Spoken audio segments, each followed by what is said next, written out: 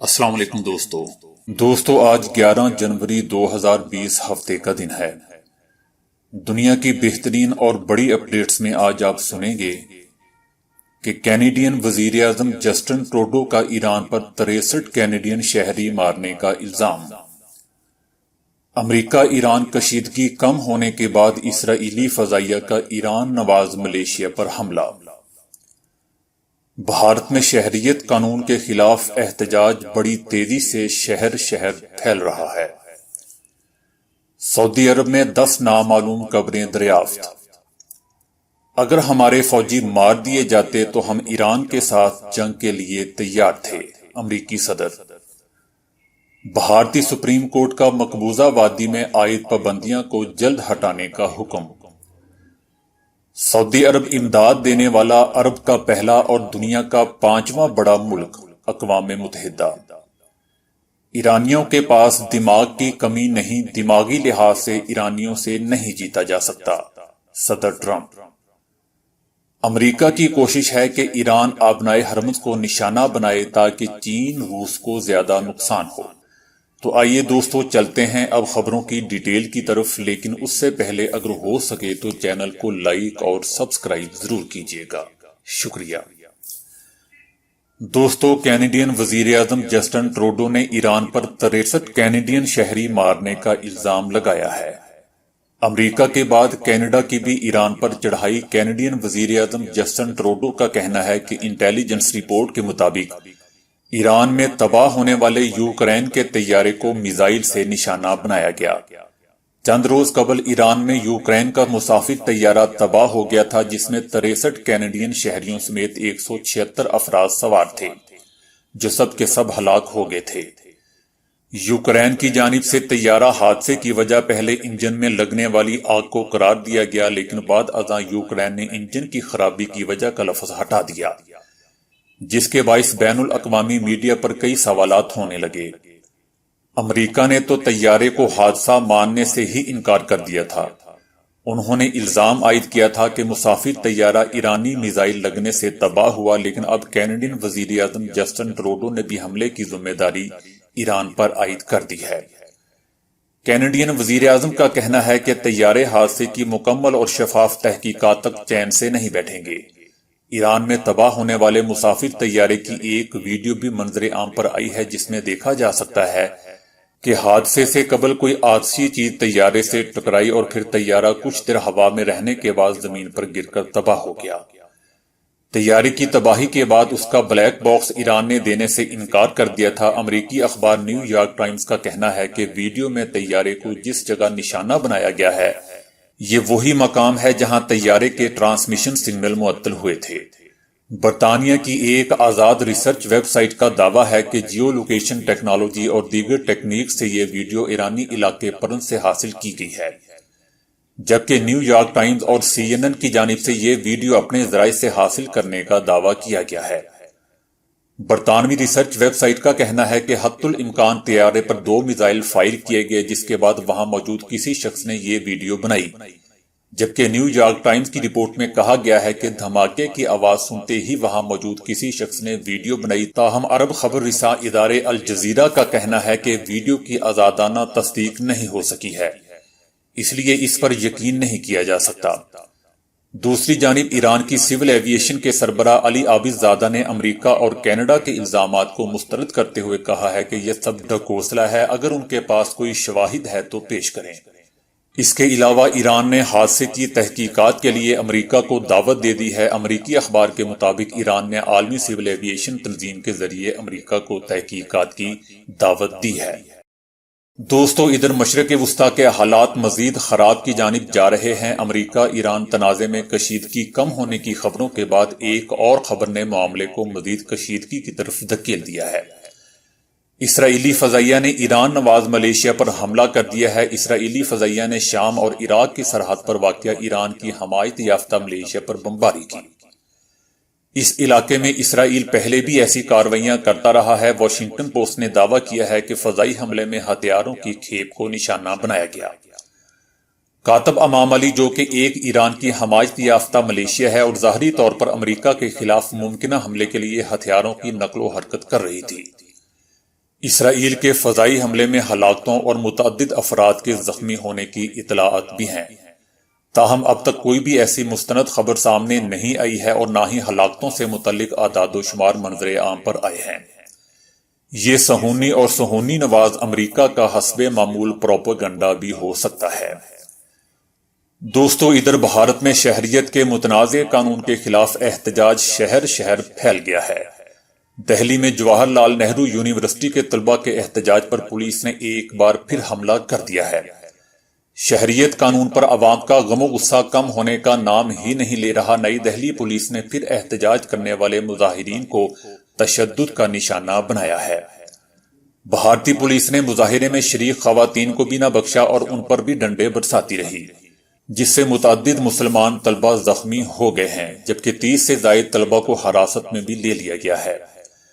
دوسری طرف آسام کے شہر گھوٹی کے اسٹیڈیم میں وزیر اعلیٰ کے خلاف نعرے لگتے رہے۔ احتجاج میں مقبوضہ وادی کے حق میں بھی نعرے اور بینرز نظر آئے۔ ادھر گیٹ وے آف انڈیا سے شروع ہونے والی ریلی اتر پردیش سے راجستھان اور اب ہریانہ پہنچ گئی ہے۔ 30 جنوری کو یہ ریلی دلی راج گھاٹ پر ختم ہوگی۔ دوستو، سعودی عرب کے دارالحکومت ریاض کے ایک علاقے سے 10 نامعلوم قبریں دریافت ہوئی ہیں۔ یہ احاطہ رہائشی محلوں اور فیکٹریوں کے قریب واقع ہے۔ یہ واقعہ ایسا نہیں جس پر خاموشی اختیار کی جائے۔ اس میں غیر قانونی تارکین کا کوئی ہاتھ ہو سکتا ہے، جہاں یہ اچھی خاصی تعداد میں رہ رہے ہیں۔ فوری طور پر اس پر تحقیقات شروع ہو چکی ہیں۔ دوستو، ادھر امریکی صدر ٹرمپ نے کہا ہے کہ ایران کی جانب سے عراق میں فوجی اڈوں پر میزائل داغے جانے پر ان کا ملک ایران کے ساتھ جنگ کرنے کے لیے پوری طرح تیار ہو چکا تھا، تاہم کوئی ہلاکت نہ ہونے کے سبب ہم جنگ کی طرف نہیں گئے۔ صدر ٹرمپ نے ایک بار پھر باور کرایا کہ 3 جنوری کو بغداد کے ہوائی اڈے پر امریکی حملے میں مارا جانے والا ایرانی سینئر کمانڈر قاسم سلیمانی امریکی مفادات کے خلاف نئے حملوں کی منصوبہ بندی میں مصروف تھا۔ وہ نہ صرف عراق بلکہ دیگر ممالک میں بھی امریکی سفارتخانوں کو نشانہ بنانے کی تیاری کر رہا تھا۔ امریکی صدر نے مزید کہا کہ اگر ایوان نمائندگان کو قاسم سلیمانی کے خلاف حملے کا علم ہو جاتا تو وہ اس پر عمل درآمد سے قبل ہی میڈیا میں راز اگل دیتے۔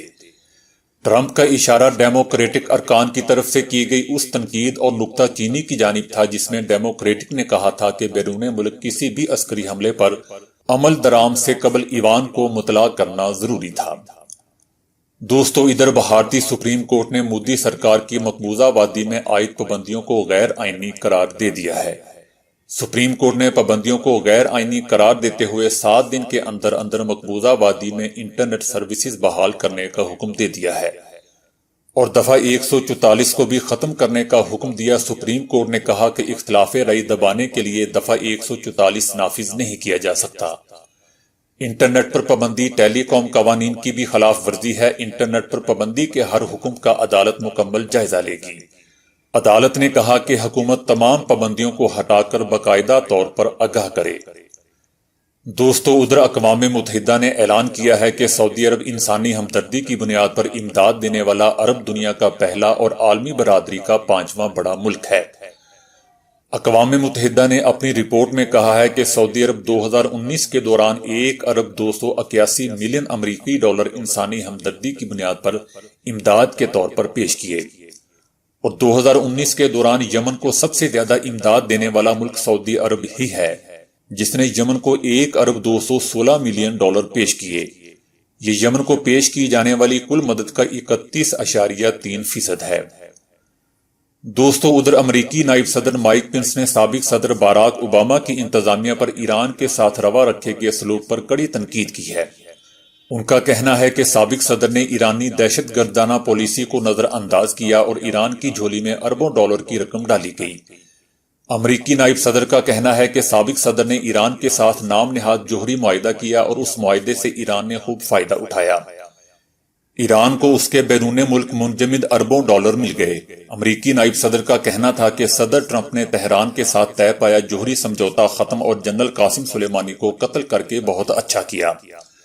سابق صدر اوباما کی پالیسی ایران نوازی پر مبنی تھی اور انہوں نے ایرانی دہشت گردوں کو اربوں ڈالر کی رقم سے نوازا۔ مائک پنس نے مزید کہا کہ صدر ٹرمپ نے ایک ایسے شخص کو جس کے ہاتھ امریکیوں کے خون سے رنگین تھے کیفر کردار تک پہنچایا۔ سلیمانی اب نہیں رہا اور نہ ہی ایرانی دہشت گردوں کے لیے اب ڈالر ہوں گے، جبکہ صدر ٹرمپ نے کہا ہے کہ امریکہ کے دشمنوں کے لیے کوئی نرمی نہیں برتی جائے گی۔ امریکی صدر ٹرمپ نے دہشت گردی کو مذہب اسلام کے ساتھ جوڑنے کے اپنے ماضی کے بیانات کو دہراتے ہوئے کہا کہ میری انتظامیہ اسلامی بنیاد پرست دہشت گردی کو شکست دینے سے کبھی باز نہیں آئے گی۔ یاد رہے کہ امریکی صدر اس سے قبل بھی مسلم مخالف بیانات دیتے رہے ہیں اور ہر بار پھر بعد میں مسلمانوں سے معافی بھی مانگ لیتے ہیں، لیکن اس دفعہ ایران نے اتنی پھرتی سے حملہ کیا کہ ٹرمپ کو معافی کا موقع ہی نہیں مل سکا۔ دوستو، ادھر ایران نے کسی بھی ممکنہ امریکی حملے کے پیش نظر دبئی اور اسرائیل کو نشانہ بنانے کی دھمکی دی تھی، جس کے بعد اسرائیل امریکہ کو مزید کارروائی سے فی الحال روکنے میں کامیاب ہو گیا ہے۔ ایران نے آبنہ ہرمز میں سعودی آئل ریفائنری اسرائیل کے 2 شہروں اور دبئی کو نشانہ بنانے کی دھمکی دی تھی، جس سے سب سے زیادہ کھلبلی اسرائیل میں مچی، جس کے بعد امریکی تھنک ٹینک میں شامل یہودیوں نے ٹرمپ کو ایران کے خلاف کارروائیوں سے فی الحال روک دیا ہے۔ ادھر ایران کے ساتھ گزرنے والے راستے آبنہ ہرمز سے جو تیل سپلائی ہوتا ہے اس میں زیادہ حصہ چین، انڈیا، جاپان اور روس کا ہے۔ امریکہ کی کوشش ہے کہ ایران آبنہ ہرمز کو نشانہ بنائے تاکہ چین اور روس کو نقصان ہو۔ اس صورتحال میں بھارت کا نقصان بھی بہت زیادہ ہو سکتا ہے۔ متحدہ عرب امارات پر ایرانی دھمکی نے خلیجی ممالک میں بھی کھلبلی مچا دی تھی اور انہوں نے بھی امریکہ پر دباؤ ڈالا ہے کہ وہ ایران سے براہ راست جنگ سے گریز کریں۔ ماہرین ایران کی اس حکمت عملی کو انتہائی کامیاب بتا رہے ہیں، جس میں ایران امریکہ کو دفاعی پوزیشن میں لانے میں کامیاب رہا اور ایرانی قوم کو بھی مطمئن کر چکا ہے۔ امریکہ کی جانب سے جوابی کارروائی سے گریز کرنا اب ایران کی بہت بڑی کامیابی ہے۔ ٹرمپ تو پہلے ہی کہتا ہے کہ ایرانیوں کے پاس دماغ کی کمی نہیں، دماغی لحاظ سے ایرانیوں سے نہیں جیتا جا سکتا۔